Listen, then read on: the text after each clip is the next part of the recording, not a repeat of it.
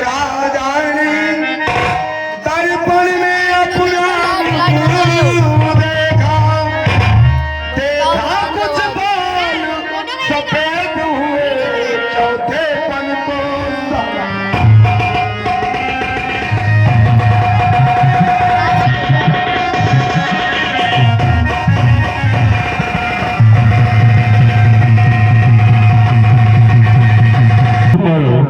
वृद्धावस्था आ चुकी है, क्योंकि वृद्धावस्था के संकेत जब कानों के बाद समीप के बाद सफेद हो जाएं तो उसको समझ लेना चाहिए कि वृद्धावस्था आ गई है।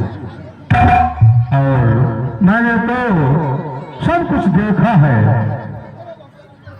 चार पुत्र, उनका विवाह बड़े धूमधाम से, और मैंने सैकड़ों राजाओं को परास्त किया, युद्ध स्थल में गर्जा,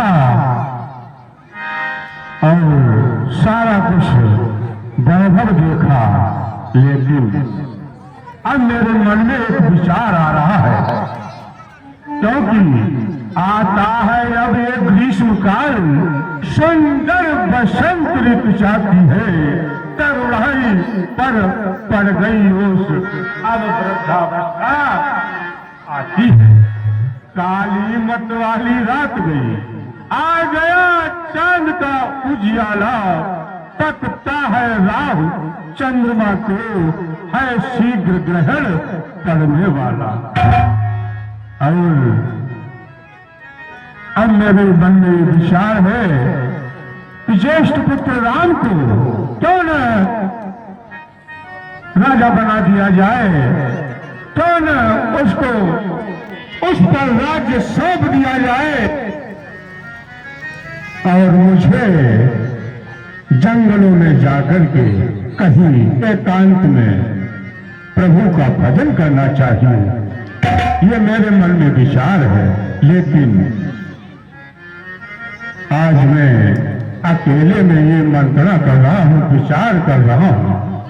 अब मुझे गुरुदेव के आश्रम पर जाना चाहिए और यह बात गुरुदेव भगवान को बतलाना चाहिए, क्योंकि जो भी कार्य हमारा होता है वो बिना गुरु वशिष्ठ के आदेश के अनुसार ही होता है। जब तक वो आज्ञा नहीं देते हैं तब तक नहीं होता। ये आज मुझे गुरुदेव भगवान को आश्रम पर जाना चाहिए और अपना ये विचार उनके समक्ष प्रकट करना चाहिए।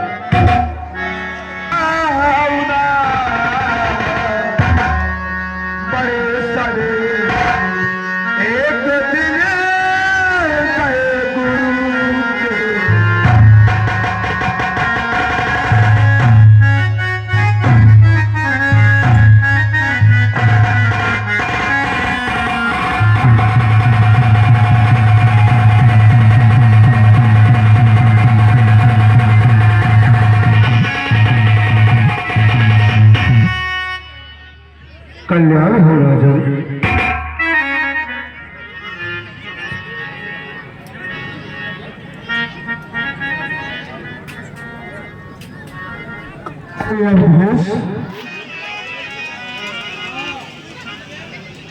अचानक बिना कोई संदेश, बिना महामंत्री के आज आपका आगमन आश्रम पर प्रातःकालीन बेला में। गुरुदेव भगवान, आपके आश्रम पर आने का एक प्रमुख कारण है गुरुदेव भगवान, क्योंकि ये देव उतरता है सिर से अपने ये प्रेत जवानी का और भगवान, हे देव उतरता है सिर से अपने ये प्रेत जवानी का, देखिए सूखता ही जाता है अपना ये प्रेत जवानी का। गुरुदेव भगवान, अब मुझ पर वृद्धावस्था की है और हर तरफ से अयोध्या खुशहाल है। पुत्रों का विवाह संस्कार भी हो गया और हमारा ज्येष्ठ पुत्र राम राज्य चलाने के योग्य भी हो गया है।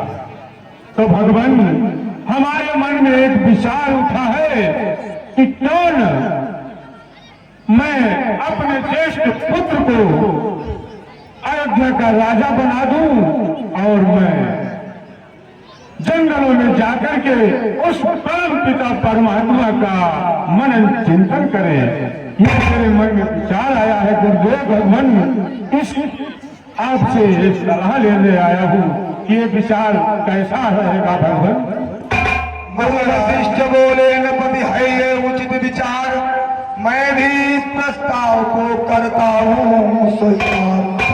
महाराज, भगवान, आपका जो विचार है वो अति उत्तम है, मुझे स्वीकार है राजन, क्योंकि ये धर्म ही होता है राजाओं का। पुत्रों पर डाले राजभार, मैं राजा होऊंगा धर्म ही, चौथा बन दे परमात्मा को, है ग्रह का धर्म।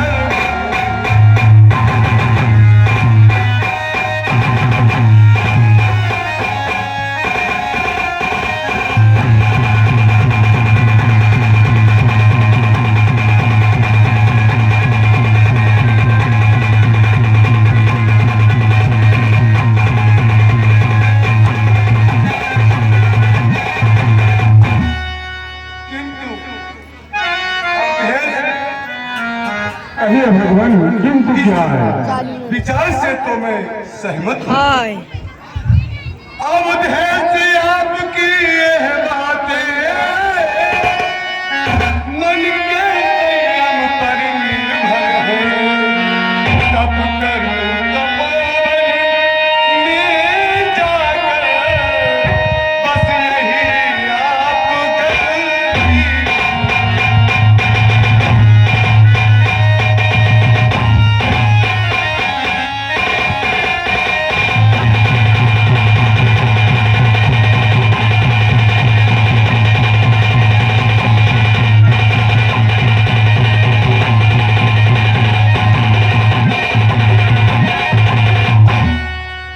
क्योंकि राजन, वो तपस्या घर में भी हो सकती है। ऐसा नहीं कि हर एक राजा तपोवन जाए, ऐसा कोई निश्चित नहीं। घर ही में हो एकांत वास, आराधन ब्रह्म तो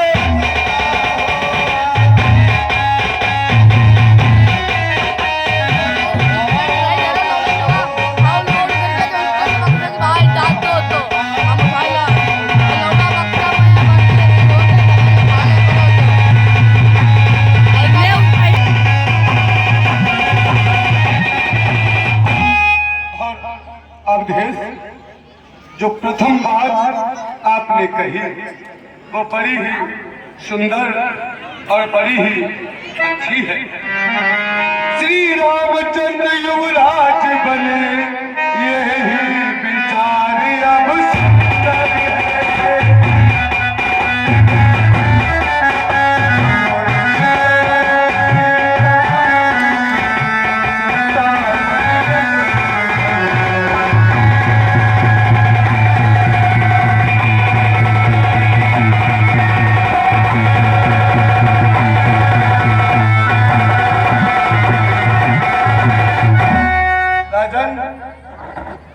समस्त चिंताओं का बहिष्कार करके जब चिंता को हरने वाले श्री रामचंद्र जी हैं, तो उन्हें अब राजा बनाओ, क्योंकि वो परिपक्व और राजनीति, धर्मनीति सब कुछ जानते हैं। ठीक है गुरुदेव। भगवान, जो आपकी आज्ञा।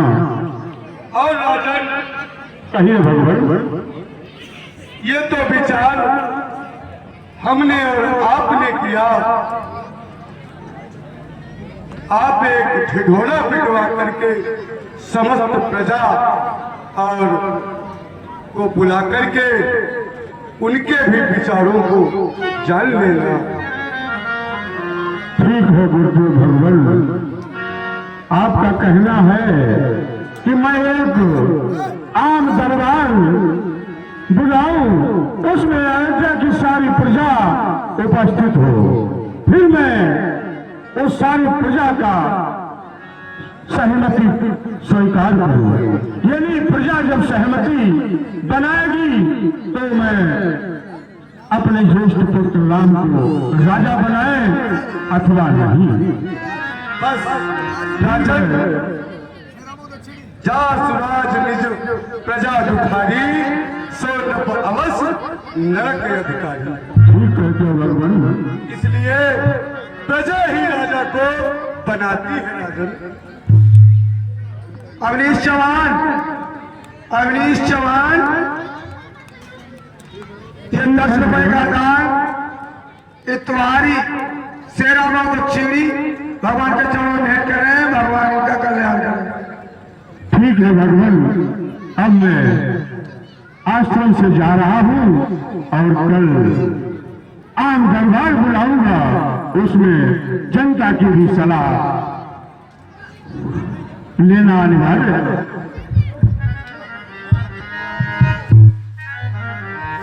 चक्रवर्ती सम्राट महाराज राजाधिराज दशरथ अपने दरबार में पधार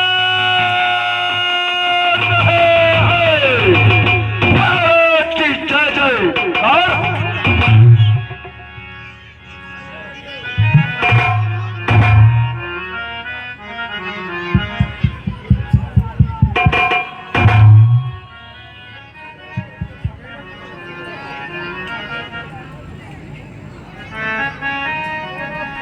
मंत्री सुमंत्र महाराज, आज जो है ये आम दरबार इसलिए लगाया गया है, लेकिन मंत्री सुमंत्र कहिए महाराज। पहले जाओ गुरुदेव भगवान को ले आओ। आज दरबार में सब उपस्थित हैं, लेकिन गुरुदेव भगवान को नहीं बुलाया गया, इसलिए आप जाओ और उनको अविलंब लेकर के आओ। जैसा आदेश महाराज। सेवक मंत्री, जाओ गुरुवर को यथाशीघ्र दरबार में शशामाल लेकर आओ।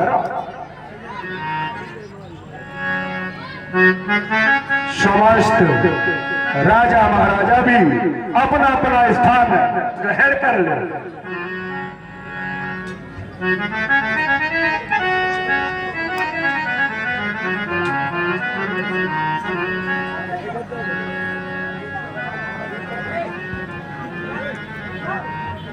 मंत्री सुमंत्र, महाराज, तुम्हें ज्ञात होना चाहिए कि आज ये आम दरबार इसलिए बुलाया गया है कि मैं अपने ज्येष्ठ पुत्र राम को अयोध्या का राजा बनाना चाहता हूं, क्योंकि राजा में जो भी गुण होते हैं तो हमारे ज्येष्ठ पुत्र राम में सभी विद्यमान है। हे महाराज, हमारे मन में काफी समय से चल रहा था कि यह दशरथ तुझ पर तो श्रद्धावस्था, तो उस परम पिता परमात्मा का मनन चिंतन कर और अपने ज्येष्ठ पुत्र जो कि हर तरह से राज्य चलाने में निपुण, उसको राजा बना करके और उस परम पिता परमात्मा का मनन चिंतन करेगा। हे महाराज, यह मंत्री भी आपसे कुछ कहना चाह रहा है। यदि आपकी आज्ञा हो तो हम भी अपने विचार प्रस्तुत करें। मंत्र कहो, तुम क्या कहना चाहते हो? क्योंकि आज यह दरबार खुला दरबार लगा हुआ है। मैं सबकी सहमति जानना चाहता हूँ, सबके विचारों को जानना चाहता हूँ कि अयोध्या के नर नारी क्या कहना चाहते हैं। हे महाराज, यह उत्कंठा मेरे मन में काफी समय से जागृत है कि पुत्र राम को युवराज बनाया जाए।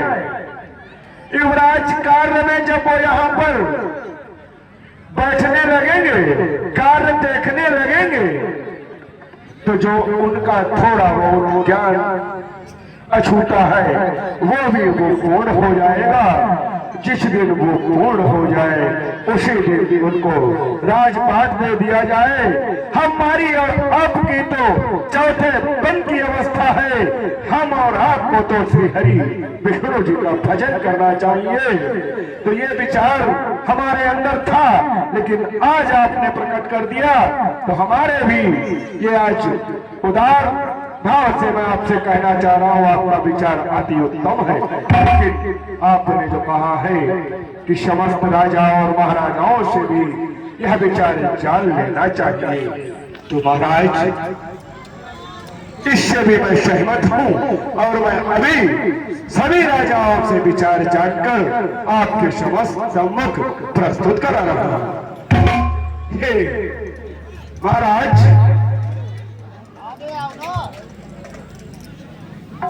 हे महाराज, आपका क्या विचार है? राम जी को युवराज बनाया जाए? जल्दी से जल्दी। ठीक है। हे महाराज, आपका क्या विचार है? राम जी को युवराज बनाया जाए? हे महाराज,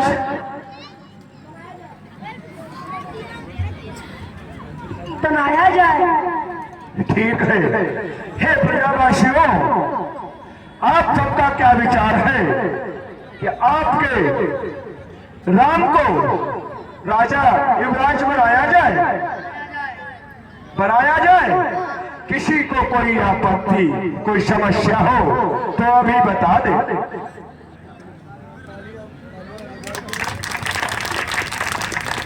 हे महाराज, राजा महाराजा और सभी प्रजावासी राम जी को युवराज बनाने के लिए बड़े उत्सुक हैं।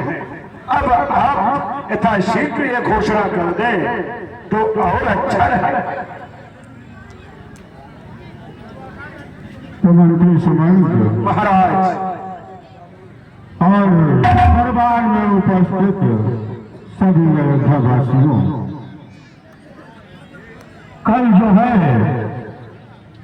मैं अपने ज्येष्ठ पुत्र राम को अयोध्या का राजा बनाऊंगा और मंत्री सुमंत इस बात की पूरे नगर में घोषणा कर दी जाए, ऐलान कर दिया जाए और अयोध्या को दुल्हन की भांति सजाया जाए। क्योंकि है महाराज, राम का राज्याभिषेक होगा तो बहुत ही ये सुखद विषय है। ठीक है महाराज। ऐसे वक्त कहिए मंत्री। अभी यह ऐलान कर लो कि कल प्रातः वेला में बड़े पुत्र राम को अयोध्या का युवराज बनाया जाएगा। तो इसलिए अयोध्या को दुल्हन की भांति सजाया जाए, हर घर में लेपन कार्य किया जाए, हर घर में दीपे दीपक जलाए जाए और सुबह की प्रातः वेला में दरबार में उपस्थित होकर के ज्येष्ठ पुत्र राम का राज तिलक का अवलोकन कर घोषणा कर दो पूरी पूजा। ठीक है मंत्री।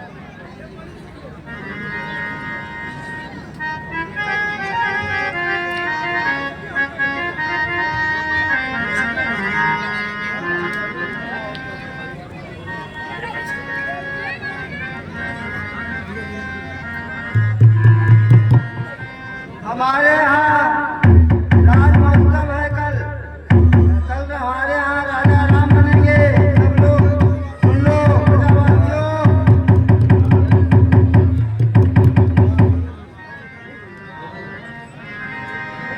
सब लोग प्रजावासियों सुन लो, हमारे यहाँ राम राजा बनेंगे। कल हमारे यहाँ राम राजा बनेंगे।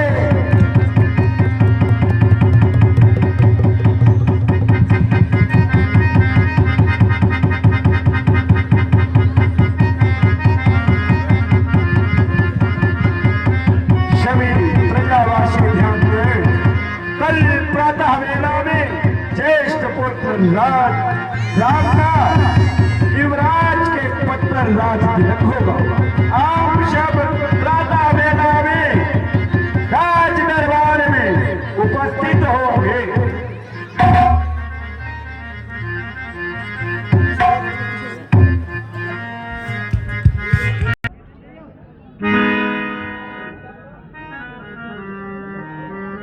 हरि हरि हरि हरि हरि हरि हरि हरि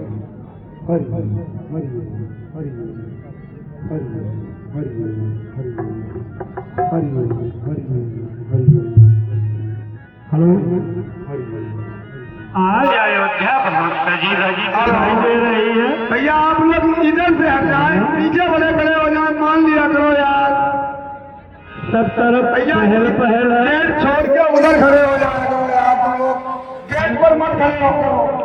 हर तरफ दुकानें सजी हुई है। सारा नगर ऐसा सजा है मानो नई नवेली दुल्हन हो।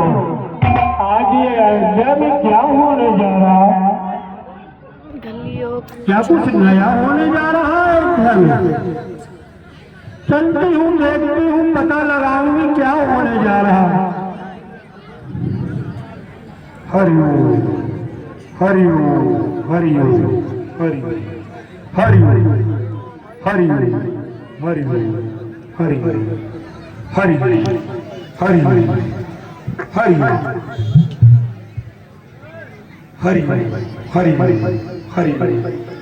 हरि हरि हरि अरे बेटा हरि हरि बेटे,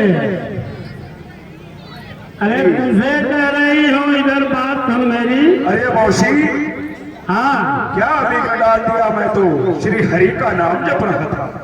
अरे तुम हरि का नाम जप रहे हो, लेकिन मैं देख रही हूँ कि अयोध्या बड़ी सजी धजी दिखाई दे रही। क्या बात है? हाँ मौसी, कुछ कार्य ही ऐसा होने जा रहा है।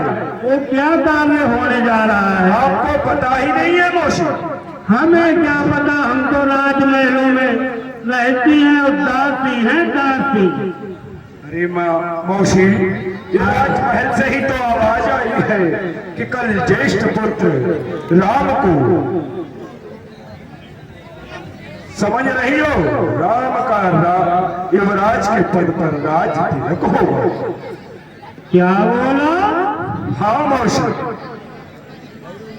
हरि हरि। महारानी कैकेयी को अब तक मालूम नहीं और राम का राज तिलक कह रहा। अरे कलमुहे नालायक, राज तिलक हो रहा और वो भी राम का हो रहा। तो देख,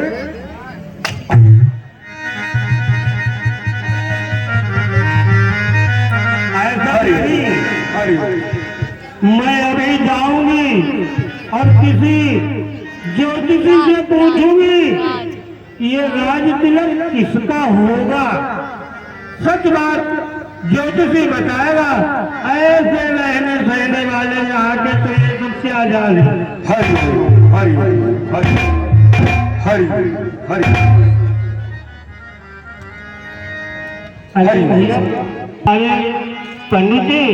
हाँ मौसी, ये जो अयोध्या सजी धजी है और राज तिलक बताते राम का होने जा रहा है। हाँ मौसी, तो तुम जरा अपने पत्तरे में विचार करके देखो, क्या ये किसी दूसरे का होने वाला है राज तिलक कि नहीं? मौसी, हाँ, वैसे जो राजा महाराजा करते हैं, कहते हैं, उसमें हम ब्राह्मणगण कोई दखल नहीं देते हैं, क्योंकि जो राजा ने कह दिया वो पत्थर की लकीर हो जाती है मौसी।